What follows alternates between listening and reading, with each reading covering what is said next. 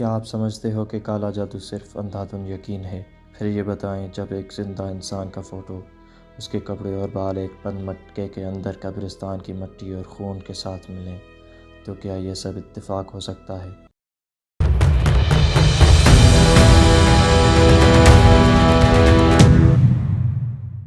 یہ واقعہ بہاولپور کے قریب گاؤں بستی نور شاہ کا ہے۔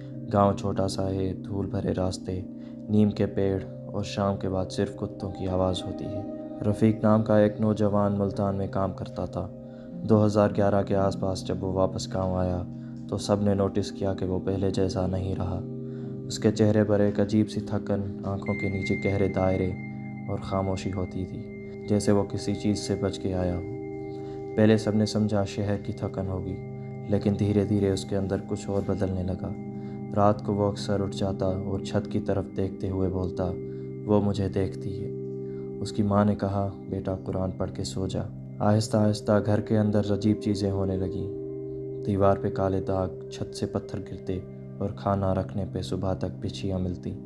سب سے خوفناک چیز تھی وہ بدبو، جیسے کچھ سڑ گیا ہو۔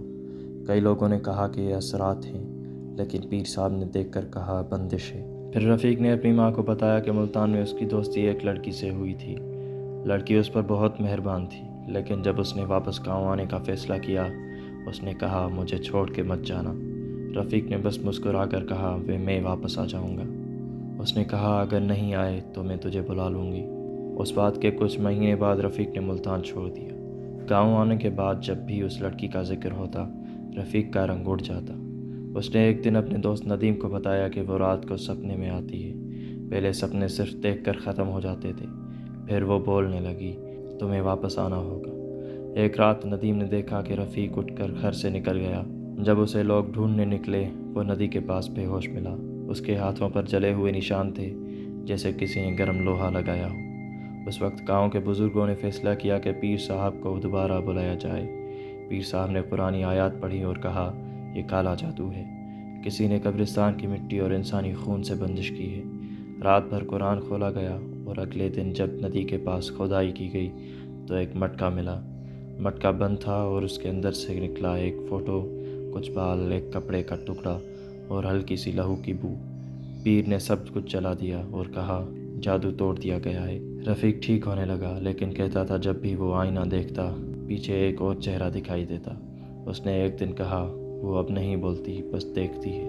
پھر کچھ مہینے بعد وہ ملتان لوٹ گیا، لیکن وہاں پہنچتے ہی اس لڑکی کا گھر بند تھا۔ پڑوسیوں نے بتایا، "وہ تو اس دن مر گئی تھی جب تم گاؤں واپس آئے تھے۔" یہ سن کر رفیق چپ ہو گیا۔ اس دن کے بعد اس نے کبھی اس کا ذکر نہیں کیا۔ لیکن ندیم کہتا ہے، کئی سال بعد جب وہ رفیق سے ملنے گیا تو اس کے کمرے میں ایک بند مٹکا پڑا تھا، بالکل ویسا ہی جیسا قبرستان کے پاس ملا تھا۔ جب اس نے پوچھا کہ یہ کیا ہے، رفیق صرف مسکرا کر بولا، "اگر اس نے مجھے بلا لیا تھا تو میں نے بھی اسے بند کر دیا۔ کوئی نہیں جانتا کہ وہ مٹکا آخر کس چیز کا تھا۔"